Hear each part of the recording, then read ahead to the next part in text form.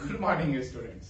आज की इस वीडियो लेक्चर में बेसिकली हम लोग जो डिस्कस करने जा रहे हैं अबाउट द न्यूक्लियस। क्योंकि लास्ट क्लास में हम लोगों ने देखा था अबाउट द ऑर्गेनल्स। सो हम लोग इस वीडियो में अब हम लोग जो डिस्कस करने जा रहे हैं वो ऑर्गेनल्स के बारे में डिस्कस करेंगे। सो स्टूडेंट्स, ये ऑर्गेनल का नाम क्या चीज है? न्यूक्लियस। न्यूक्लियस जिस चीज को अपन control centre of the cell कहते हैं, जो डिस्कवर किया गया था by the help of Robert Brown. बच्चे, इसमें समझने की मेन बात यह है कि आखिर जब रॉबर्ट ब्राउन ने न्यूक्लियस को देखा तो न्यूक्लियस में ऐसा क्या था। पहला उन्होंने यह देखा कि न्यूक्लियस काफी ज्यादा डेंस और सेंट्रली लोकेटेड सेल्स के अंदर प्रेजेंट होता है, जिसे अपन सेल का ब्रेन भी कहते हैं, जो काफी इंपॉर्टेंट रोल प्ले करता है, प्लस बहुत सारे essential criteria, essential features play करता है। साथ साथ अभी इस न्यूक्लियस के बिहाफ पर हम लोग जो सिर्फ बात करेंगे वो बात करेंगे एंडोप्लाज्मिक रेटिकुलम के बारे में। क्यों? क्योंकि न्यूक्लियस खुद बहुत ही बड़ा और बहुत ही इलैबोरेटेड पॉइंट है।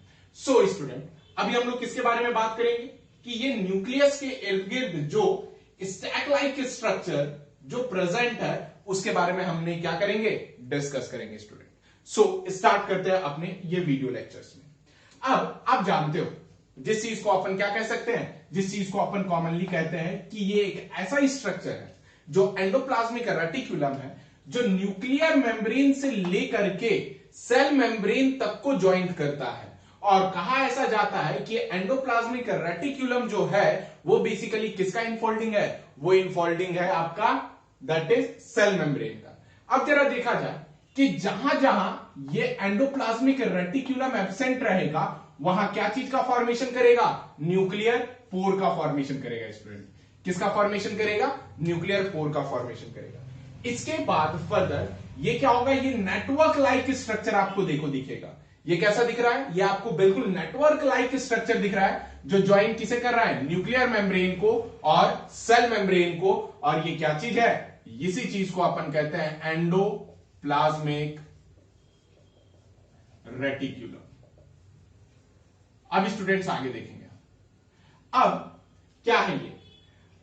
पूरे एंडोप्लाज्मिक रेटिकुलम में तीन मेन कंपोनेंट होते हैं। पहला होता है सिस्टर्ने। ये जो फेस देख रहे हो इस चीज को अपन क्या कहते हैं? सिस्टर्ने कहते हैं। सिस्टर्ने के बाद जो स्मॉल छोटे छोटे ऐसे ऐसे करके होल्स प्रेजेंट होते हैं, इस चीज को अपन कहते हैं वेसाइकल्स। क्या कहते हैं? सिस्टर्ने ये स्टैक को कहते हैं, और छोटे छोटे बेसिकली बबल लाइक स्ट्रक्चर को अपन क्या कहते हैं? वेसिकल्स कहते हैं। प्लस टिब्यूल्स, ये कुछ इस टाइप के जो दिखते हैं वो क्या होते हैं? टिब्यूल्स होते हैं। सिस्टर्ने देखो लॉन्ग होता है, फ्लैटेंड होता है और अनब्रांच्ड होता है। जरा देखिए इस जगह पे ये क्या चीज है? अनब्रांच्ड प्रेजेंट है, मतलब कि दो के साथ फ्यूज नहीं हो रहा है। सो उसी चीज को अपन क्या कहते हैं? अनब्रांच्ड कहते हैं। नेक्स्ट आता है that is the vesicles. Vesicles इस टाइप में कैसे दिखते हैं? ओवल शेप के दिखते हैं। जरा देखो आप, ये ओवल शेप का दिखता है और बाउंडेड स्ट्रक्चर है। ये कैसा स्ट्रक्चर है? बाउंडेड स्ट्रक्चर है। नेक्स्ट आता है इस टाइप के स्ट्रक्चर को जिसे अपन क्या कहते हैं? टिब्यूल्स कहते हैं। टिब्यूल्स जरा गौर से देखिएगा, ये कैसा होता है? ये इररेगुलर होता है, ब्रांच्ड होता है और ट्यूब माउंटेड स्ट्रक्चर होता है। कैसा होता है? इररेगुलर, ब्रांच्ड और ट्यूब माउंटेड स्ट्रक्चर होता है। और मे बी कैसा होता है? फ्री होता है और एसोसिएटेड होता है सिस फेस से। इसके पास दो फेस होते हैं। जैसे सिस फेस छोड़िए आप फिलहाल ये समझो कि ये इसके साथ एसोसिएटेड होता है, जिसे अपन क्या कह सकते हैं? सिस टर्ने कहते हैं। क्या कहते हैं इसे? सिस टर्ने कहते हैं। अब जरा देखो, ये जो ट्यूबुलर स्ट्रक्चर है वो ट्यूबुलर स्ट्रक्चर किसके पीछे है बेटा? सिस टर्ने के पीछे। अब जरा ये रहा, तो आप देखो कि ये कितना इंपॉर्टेंट रोल प्ले करता है। मान लो कोई एक सेल है, सेल के बीच में ये मेम्ब्रेनस और स्टैक लाइक स्ट्रक्चर पूरा सेल मेम्ब्रेन और न्यूक्लियर मेम्ब्रेन को ज्वाइन करता है, तो कहीं ना कहीं साइटोप्लाज्म में ये स्ट्रक्चरली इतना इंपॉर्टेंट रोल प्ले करता है जो उसका फ्रेम सेट करता है। सो स्टूडेंट्स, अब इसके बिहाफ पे इसके सरफेस पे राइबोसोम्स प्रेजेंट होते हैं। बिल्कुल सही आपने सुना, दैट इज रिबोसोम्स या राइबोसोम्स। राइबोसोम्स दो टाइप के होते हैं। पहला होता है एटीएस और दूसरा होता है किसके? 70S के जैसा। सो स्टूडेंट्स, जरा अब देखेंगे, अगर राइबोसोम्स यहां पर प्रेजेंट है, ये जो रेड कलर का आपको दिख रहा है ये जनरली क्या चीज है? ये आपके रिबोसोम है। अगर रिबोसोम जिस एंडोप्लाज्मिक रेटिकुलम पे प्रेजेंट होगा उसका नाम क्या कहलाएगा? Rough endoplasmic reticulum. Rough endoplasmic reticulum पे राइबोसोम्स एटीएस प्रेजेंट होगा, प्लस ये बाइंड करेगा लार्जर सब यूनिट के साथ with the help of glycoprotein. Ribosomes का जो स्ट्रक्चर होता है बेटा दो होता है, एक लार्जर स्ट्रक्चर और एक स्मॉलर स्ट्रक्चर।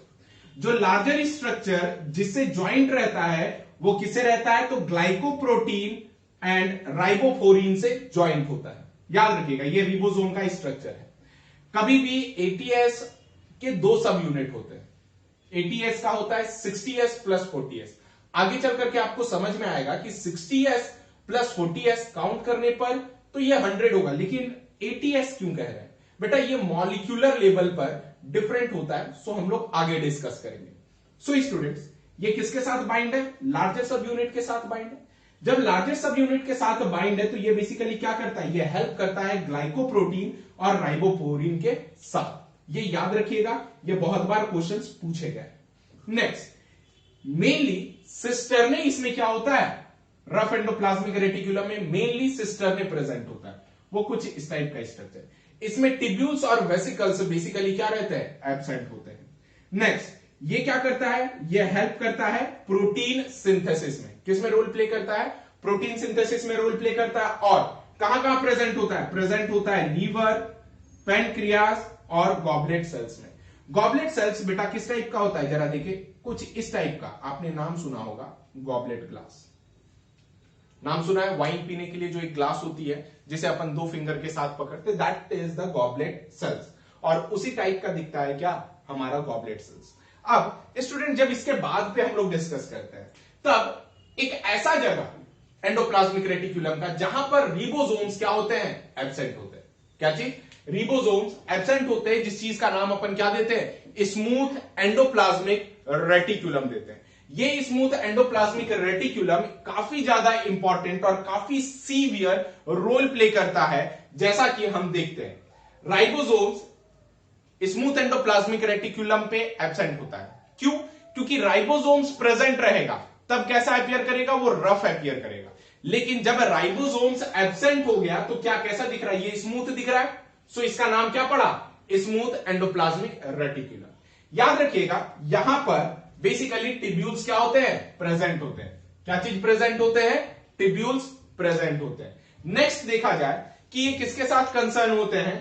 ये प्रेजेंट होते हैं cell concern with a glycogen और लिपिड मेटाबॉलिज्म। किसके साथ? ग्लाइकोजन और लिपिड मेटाबॉलिज्म। ग्लाइकोजन का मतलब शुगर जो फॉर्म करता है, और लिपिड बेसिकली क्या होता है? जो हमारे बॉडी में फैट्स बनाता है। ग्लाइकोजन अगर देखोगे तो ये ग्लाइकोजन वो इंपॉर्टेंट रोल प्ले कर रहा है, वो इंपॉर्टेंट रोल प्ले कर रहा है जिसमें कि हमारे बॉडी में एसोसिएटेड है। अब क्या होता है स्टूडेंट कि ग्लाइकोजन बेटा अगर समझो इसे सिंपल, तो जैसे हम लोग रात में एक्सेस खाना खा लिए, वो एक्सेस खाना क्या होता है कि वो ग्लाइकोजन के फॉर्म पे स्टोर हो जाता है।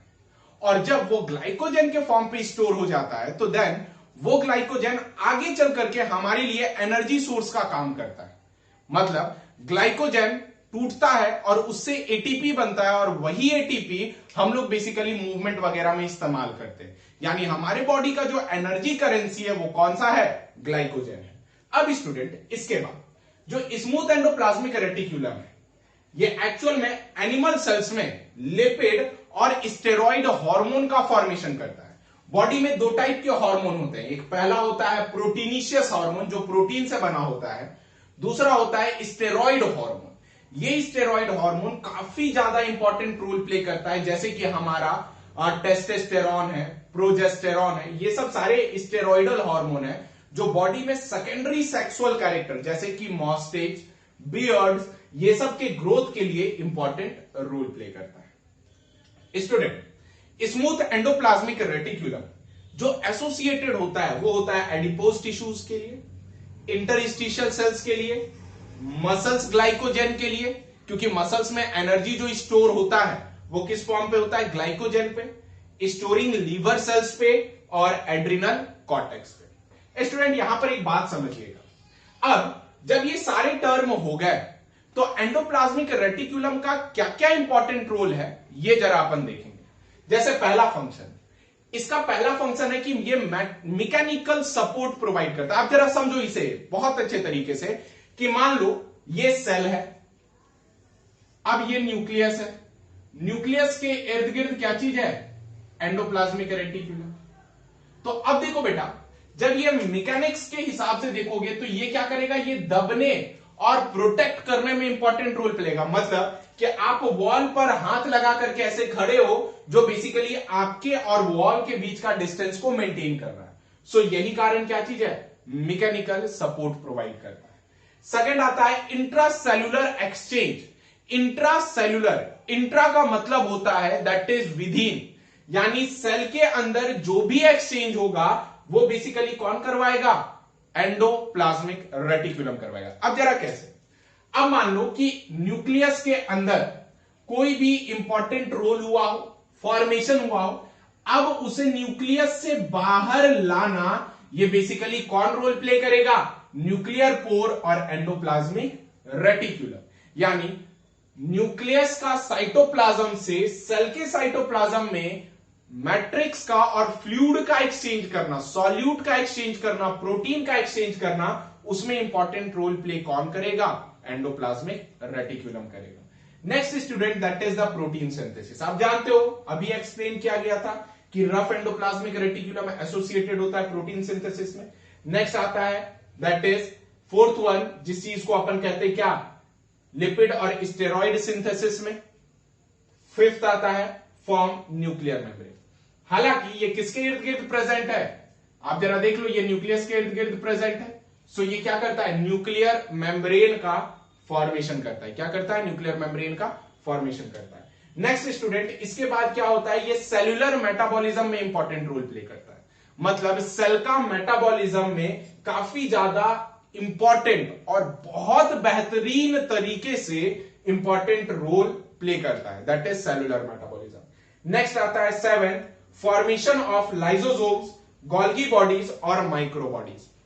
मतलब क्या रहा कि लाइसोसोम्स अब क्या है कि ये सिक्रीशन नेचर का है, सिक्रीट करेगा। तो कल ही आपको बताया गया था कि लाइसोसोम्स बेसिकली क्या करता है, लाइसोसोम्स एक ऐसा चीज है जिसके अंदर बहुत सारे हाइड्रोलिटिक एंजाइम प्रेजेंट होते हैं जो सेल को डिकंपोज कर सकता है।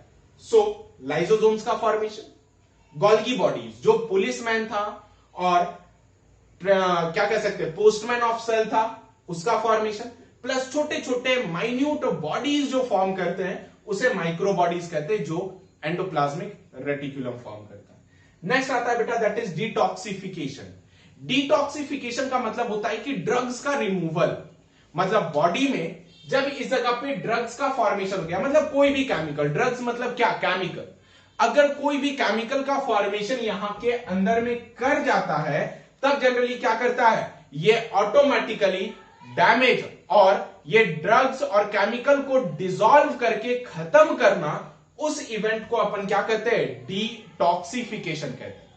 नेक्स्ट स्टूडेंट, इसके बाद नाइन्थ आता है दैट इज, ये प्रीकर्सर किसके लिए होता है, सिक्रीशन के लिए। प्रीकर्सर का मतलब होता है कि इसका मोस्ट इंपॉर्टेंट और मेन रोल जो होता है वो किसके लिए होता है, सिक्रीट करने के लिए, दैट इज सिक्रीटरी नेचर का होता है। सो स्टूडेंट ध्यान रखिएगा, ये सारे इंपॉर्टेंट क्राइटेरिया और इंपॉर्टेंट फंक्शन है वो किसके, एंडोप्लाज्मिक रेटिकुलम के। सो स्टूडेंट आप एक काम कर लेना, इसका स्क्रीनशॉट ले लो और स्क्रीनशॉट लेकर के अच्छे तरीके से इसे नोट्स में प्रिपेयर कर लीजिए। जिस टाइप में मैं डायग्राम बनाया हूं आप उस टाइप में डायग्राम बना ले, आपको काफी आसानी रहेगी आगे चल करके पढ़ने में।